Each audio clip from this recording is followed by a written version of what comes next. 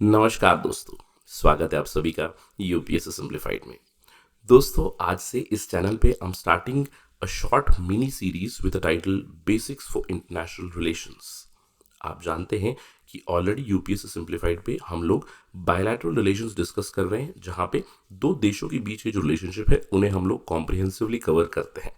वो सीरीज तो सेपरेटली चलेगी, but I thought there is a necessity of another series where basics are extremely important. Let me give you a rationale behind starting this series before entering the topic itself. जब हम लोग bilateral relations discuss कर रहे हैं, I have received a few doubts connected to bilateral relations itself, लेकिन कई बार कुछ बहुत ही सिंपल तरह के डाउट्स आ जाते हैं। मुझे याद है एक स्टूडेंट ने पूछा कि सर आप हमेशा स्ट्रेटेजिक पार्टनरशिप बोलते हो, ये स्ट्रेटेजिक पार्टनरशिप होता क्या है? Someone else asked, so what is the meaning of geopolitics?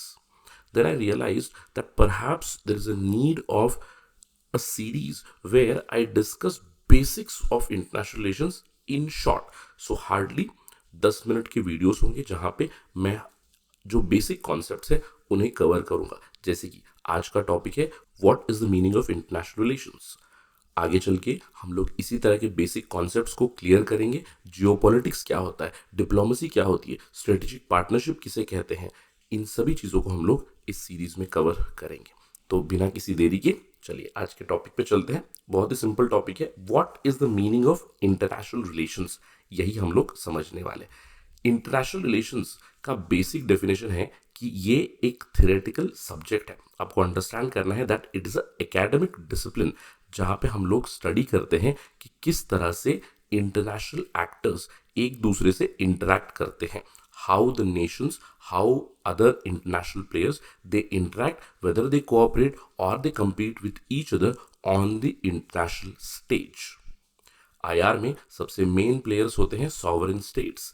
International relations में हम लोग एग्जामिन करते हैं कि कैसे सॉवरेन स्टेट्स एक दूसरे के साथ संबंध रखते हैं। There is a great saying in international relations that there is no permanent friend or permanent foe at the international level. तो कैसे सॉवरेन स्टेट्स अपने नेशनल इंटरेस्ट के अनुसार अपने रिलेशंस को कैरी आउट करते हैं दूसरे एक्टर्स के साथ, यही हम लोग स्टडी करते हैं इन इंटरनेशनल रिलेशंस। अब ध्यान रखना है, मैंने यहाँ पे इसको एक एकेडमिक डिसिप्लिन कॉल किया, एक थ्योरेटिकल फ्रेमवर्क कॉल किया। इसके बेसिस के ऊपर हम लोग एक प्रैक्टिकल एक्शन प्लान बनाते हैं, जिसको हम लोग कहते हैं फॉरेन पॉलिसी या फिर फॉरेन अफेयर्स स्ट्रैटेजी। इसको ध्यान में रखना है। इंटरनेशनल रिलेशंस को हम लोग कई बार अलग अलग टर्म्स के साथ भी एसोसिएट करते हैं। इंटरनेशनल स्टडीज, इंटरनेशनल पॉलिटिक्स, अगर आप इंटरनेशनल टर्म बदल दो तो you can use global politics, global studies, ये सारे टर्म्स भी हम लोग इस्तेमाल कर सकते हैं। Okay, that's the basic understanding. I'll just repeat it once again. International relations is an academic discipline where we study how countries interact with each other at the global level. इसी international relations की study की basis के ऊपर जब हम लोग एक practical plan बनाएंगे कि किस तरह से हम दूसरे के साथ इंटरेक्ट करेंगे, उसको हम लोग कहते हैं foreign policy. Although foreign policy क्या होती है, उसके डिटर्मिनेंट्स क्या है, ये हम लोग आगे वाले लेक्चर्स में जरूर डिस्कस करेंगे। I hope it's clear for you international relations. अब सवाल उठता है, सर इंटरनेशनल रिलेशंस का स्कोप क्या है? इंटरनेशनल रिलेशंस में क्या हम लोग केवल दो देशों के बारे में बात करते हैं? देखिए, ये एक गलत धारणा होती है स्टूडेंट्स में। कई बार वो सोचते हैं कि international relations is a political term. उनको लगता है कि केवल हम लोग पॉलिटिकल डायमेंशन स्टडी करते हैं दो देशों के बीच। एब्सोल्युटली गलत होगा। क्यों? क्योंकि इंटरनेशनल रिलेशंस का स्कोप कंटिन्यूसली बढ़ता हुआ जा रहा है। आईआर में हम लोग ऑफ कोर्स पॉलिटिकल एंगेजमेंट तो हम लोग स्टडी करेंगे ही करेंगे, किस तरह से दोनों देश डिप्लोमेटिक एंगेजमेंट्स रन कर रहे हैं, लेकिन पॉलिटिक्स के अलावा, पॉलिटिकल रिलेशन के अलावा we also enter into the realm of economic relations. किस तरह के मिलिट्री अलायंस बन रहे हैं, किस तरह की सोशल रिलेशनशिप है दोनों देशों के बीच, क्या पीपल टू पीपल कॉन्टैक्ट है, क्या कल्चरल एक्सचेंज है दोनों देशों के बीच, ये भी हम लोग स्टडी करते हैं। इंटरनेशनल रिलेशंस में एक बहुत ही इंपॉर्टेंट सब फील्ड है ऑफ इंटरनेशनल ऑर्गेनाइजेशंस। और ना सिर्फ स्टेट एक्टर्स के बारे में, हम लोग नॉन स्टेट एक्टर्स के बारे में भी पढ़ते हैं। तो international relations is a study which is concerned not just with political engagement. It deals with economic, social, cultural and other aspects of engagement between the global actors. अब आपको ध्यान रखना है, मैं यहाँ पे टर्म इस्तेमाल कर रहा हूँ ग्लोबल एक्टर्स। इस ग्लोबल एक्टर्स में सॉवरेन स्टेट्स तो आएंगे। आप जानते हो सॉवरेनिटी का मतलब क्या है। कोई देश अगर अपने खुद के डिसीजंस ले पा रहा है इंटरनली, यानी कि अपनी डोमेस्टिक पॉलिटिक्स में और एक्सटर्नली, उसको हम लोग सॉवरेन स्टेट कहते हैं। नेशन स्टेट का टर्म भी हम लोग इस्तेमाल करते हैं। तो ग्लोबल एक्टर्स में स्टेट एक्टर्स तो आ गए, लेकिन आईआर में हम लोग नॉन स्टेट एक्टर्स को भी स्टडी करते हैं। IR is multi disciplinary subject, मतलब केवल पॉलिटिक्स या फिर पॉलिटिकल साइंस से जुड़ा हुआ सब्जेक्ट नहीं है, ये ध्यान रखना है। International relations, it deals with political science, it deals with economics, it deals with history, it deals with geography also, it deals with international law, it deals with sociology। तो ये एक मल्टी डिसिप्लिनरी सब्जेक्ट है। और ध्यान रखना है, ना सिर्फ ऑफिशियल रिलेशन को हम लोग स्टडी करते हैं। ऑफिशियल रिलेशंस में किस तरह से दो देशों के बीच संबंध चल रहे हैं, इंटरनेशनल लेवल पे किस तरह की ट्रीटीज आ रही है, कन्वेंशंस आ रही है, प्रोटोकॉल्स आ रही है, ये तो हम लोग स्टडी करते हैं। लेकिन अनऑफिशियल इंटरैक्शंस के ऊपर भी फोकस होता है इंटरनेशनल रिलेशंस में, जैसे कि track 2 diplomacy, track 3 diplomacy, people to people exchange, cultural partnership, किस तरह से ट्रांसनेशनल मूवमेंट हो रही है, ये सारी चीज़ें हम लोग स्टडी करते हैं इन इंटरनेशनल रिलेशंस। आई होप इससे आपको क्लियर हो गया है what is the scope of IR. Next question आता है, आईआर में किस तरह के एक्टर्स आपको मिलते हैं। देखिए, दो मेन एक्टर्स होते हैं। एक तो स्टेट एक्टर है which is primary actor. State actor का मतलब क्या है, एक नेशन स्टेट है जिसके पास सॉवरेन अथॉरिटी है, जैसे कि इंडिया हो गया, यूनाइटेड स्टेट्स हो गया, any country, there are more than 190 countries at the international level. तो इनके रिलेशंस के बारे में पढ़ते हैं। अब कई बार स्टूडेंट्स मुझसे पूछते हैं कि सर ठीक है, मैं आईआर का मतलब समझ गया, यहाँ पे स्टेट एक्टर का मतलब भी समझ गया हूँ, but I want to understand, जब भी मैं इंटरनेशनल रिलेशंस को प्रिपेयर करूँ यूपीएससी सिविल सर्विसेज एग्जामिनेशन की पर्सपेक्टिव से, क्या मुझे इंडिया की रिलेशनशिप पढ़नी होगी with all the 190 odd countries? I would say the answer is no, क्योंकि एग्ज़ाम स्पेसिफिक आपको पढ़ाई करनी है। तो एग्ज़ाम स्पेसिफिक जो भी इम्पोर्टेंट एस्पेक्ट्स है उनके ऊपर फोकस हम लोग करेंगे, जैसे कि जो P5 प्लेयर्स है, यानी कि यूनाइटेड नेशन सिक्योरिटी काउंसिल के जो परमानेंट मेंबर्स है, उनके साथ तो रिलेशनशिप हम लोग बायलैटरली पढ़ेंगे ही पढ़ेंगे। जो दूसरे इम्पॉर्टेंट ग्रेट और मिडिल पावर्स है उनके साथ संबंध हम लोग पढ़ेंगे। उसके अलावा हमारे नेबरहुड के ऊपर हमारा एक्स्ट्रॉर्डनरी फोकस रहेगा। तो ये हमारा कोर प्रिपरेशन का एरिया हो गया। इसके अलावा जो पेरिफेरल टॉपिक्स है हम लोग उन्हें एरिया वाइज डिस्कस करेंगे, जैसे कि इंडिया साउथ ईस्ट एशिया की रिलेशनशिप क्या है, इंडिया वेस्ट एशिया की रिलेशनशिप क्या है, इंडिया लैटिन अमेरिका की रिलेशनशिप क्या है। तो इस तरह से एक एक वाइडर जोग्राफिकल एरिया को लेकर हम लोग डिस्कस करते हैं। ठीक है, आई होप कि इससे आपको आइडिया आ चुका है किस तरह प्रिपेयर करना है। तो स्टेट एक्टर के अलावा we also study non state actors. क्यों? क्योंकि जिस तरह का वर्ल्ड अभी बन चुका है, we live in a highly interconnected world, globalisation के फोर्सेस काफ़ी स्प्रेड हो चुके हैं। इसके चलते non state actors play a very big role. Sir ये नॉन स्टेट एक्टर्स होते क्या है?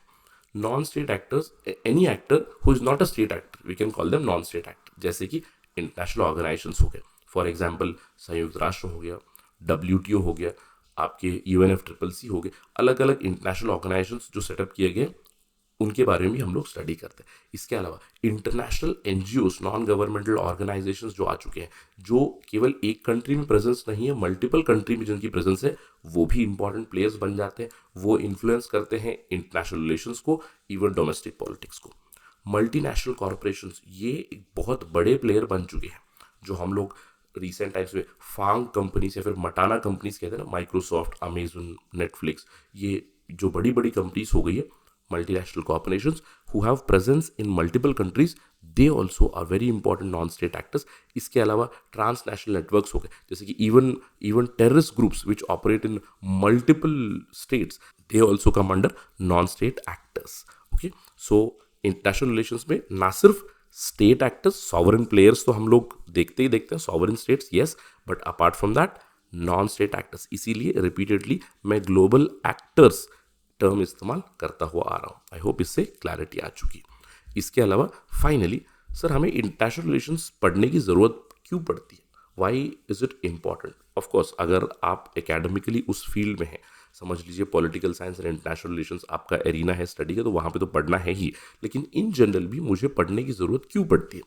देखिए, आईआर आज के इंटरकनेक्टेड वर्ल्ड में, जहाँ पे ग्लोबलाइजेशन के फोर्सेस इतना ज़्यादा स्प्रेड हो चुके हैं, बहुत आसानी से एक जगह से दूसरी जगह जा सकते हैं। फ्लाइट की ट्रैवल आ चुकी है, टेक्नोलॉजिकल कनेक्शन आ चुका है। टेक्नोलॉजिकल कनेक्शन मतलब पूरी दुनिया आज इंटरनेट से जुड़ी हुई है, यानी कि अंडर सी केबल्स एक खंड से दूसरे खंड को जोड़ चुके हैं। इसके अलावा ग्लोबल चैलेंजेस इवॉल्व हो रहे हैं। तो इन सूरत में, या फिर इस सूरत में मैं कहूँगा, इंटरनेशनल रिलेशंस हमें एक्सप्लेन करते हैं कि कैसे देश खुद के रिलेशंस को मेंटेन करते हैं, कैसे वो एक दूसरे से इंटरेक्ट करते हैं। जैसे टिपिकली अब इंडिया और चाइना की बात करें, बॉर्डर पे डिस्प्यूट है लेकिन इकोनॉमिकली बहुत ही रोबस्ट रिलेशनशिप है दोनों के बीच। तो इंटरनेशनल रिलेशंस की स्टडीज़, उसकी थेरीज की स्टडीज़ जब हम लोग करेंगे तो हमें पता चलता है कि क्यों लड़ाइयाँ होती है, कॉन्फ्लिक्ट्स क्यों होते हैं, कैसे अलायंसेस बनते हैं, ट्रीटीज़ क्या होती है, कन्वेंशंस क्या होती है, ग्लोबल चैलेंजेस क्या है। क्लाइमेट चेंज एक ग्लोबल चैलेंज है, उससे लड़ने के लिए ग्लोबल सॉल्यूशंस की ज़रूरत है। ह्यूमन राइट्स क्या होते हैं, ह्यूमन राइट्स का डिस्कोर्स अलग अलग एरियाज में किस तरह से है।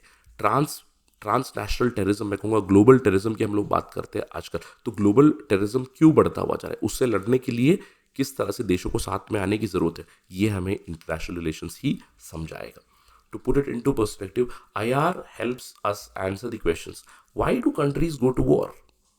Why some countries go to war while some others do not go to war? अगर वॉर पे भी चले गए तो कैसे कंट्रीज अपने डिस्प्यूट्स को रिजॉल्व करते हैं, मीडिएशन क्या होता है, थर्ड पार्टी रोल क्या होता है, क्या कोई दूसरा प्लेयर दो प्लेयर्स की रिलेशनशिप में रोल प्ले कर सकता है as a mediator, as an arbitrator, can they do a job. अगर कोई दूसरी कंट्री कर रहा है तो यूनाइटेड नेशंस क्या कर रहा है, इंटरनेशनल ऑर्गेनाइजेशंस का रोल क्या है ग्लोबल पीस में, ग्लोबलाइजेशन किस तरह से स्प्रेड हो रहा है। इन सभी सवालों के जवाब हमें इंटरनेशनल रिलेशंस की स्टडी से मिलते हैं। एंड ऑफ कोर्स केवल थियोरेटिकल स्टडी यूजफुल है क्या? देखिए, इसी थ्योरी के बेसिस के ऊपर, इसी एकेडमिक डिसिप्लिन के ऊपर हम लोग हमारी फॉरेन पॉलिसी को बिल्ड करते हैं। तो जो भी फॉरेन पॉलिसी एनालिस्ट हो गए, जो भी थिंक टैंक्स हो गए, they have their ideas or they base their ideas on international relations studies, but ultimately एक plan of action बनाना है, जो practical approach होगा, जो practical plan बनेगा, that is based on international relations, which we call it as foreign policy or foreign affairs strategy। ठीक है, so I hope इससे आपको IR की बेसिक के बारे में पता चल चुका है। That is the completion of lecture 1 for our basics for IR series। अगर आपको ये पसंद आया है तो do like the video, share the video and subscribe to the channel UPSC simplified. इसके अलावा अगर आप मुझसे कनेक्ट करना चाहते हैं, you can connect with me on the ID @rahulsai222। मेरा नंबर भी है यहाँ पे 8881222262, यहाँ पे आप मुझसे कनेक्ट कर सकते हो। Thank you for watching this video. Till we meet next time, stay safe and stick to your schedule, study well. Thank you very much. जय हिंद।